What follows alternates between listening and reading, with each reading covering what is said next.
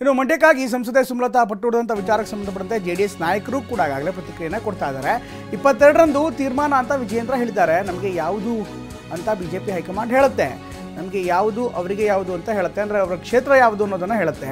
ಅದರ ಮೇಲೆ ನಾವು ಅಭ್ಯರ್ಥಿ ಆಯ್ಕೆ ಮಾಡಿಕೊಳ್ತೇವೆ. ಮಂಡ್ಯದಲ್ಲಿ ಮಾಜಿ ಸಚಿವ ಪುಟ್ಟರಾಜು ಅವರು ಈಗ ಈ ಹೇಳಿಕೆಯನ್ನು ಕೊಡ್ತಾ ಇರುವಂಥದ್ದು. 22ನೇ ತಾರೀಕು ಬಹುಶಃ ಸ್ಪಷ್ಟವಾದಂಥ ಚಿತ್ರಣ ಸಿಗುತ್ತೆ. ಅದಾದ ಬಳಿಕ ನಮ್ಮ ಕ್ಷೇತ್ರ ಯಾವುದು, ಅವರ ಕ್ಷೇತ್ರ ಯಾವುದು ಅನ್ನುವಂಥದ್ದು ಗೊತ್ತಾಗುತ್ತೆ.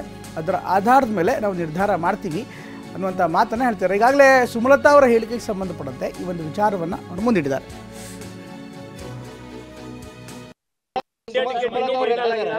ಸುಮಲತಾ ಅವರು ಹೇಳ್ತಾ ಇದ್ದಾರೆ ಇನ್ನು ಕೂಡ ಮಂಡ್ಯ ಮೈತ್ರಿ ಟಿಕೆಟ್ ಕನ್ಫರ್ಮ್ ಆಗಿಲ್ಲ ಅಂತ ಹೇಳ್ತಿದ್ದಾರೆ. ಅದನ್ನೇ ಸಣ್ಣ ಪುಟ್ಟ ಇರ್ತಕ್ಕಂಥ ವ್ಯತ್ಯಾಸಗಳನ್ನು ಇನ್ನು 2 ತಿಂಗಳಿಗೆ ರಾಜ್ಯದ BJP ಅಧ್ಯಕ್ಷರು ಆದಂಥ ವಿಜೇಂದ್ರ ಅವರು ನಿನ್ನೆ ತಾನೇ ಹೇಳಿದ್ದಾರೆ. 22ನೇ ತಾರೀಕು ತೀರ್ಮಾನ ಆಗುತ್ತೆ ಅಂತಕ್ಕಂಥದ್ದನ್ನು.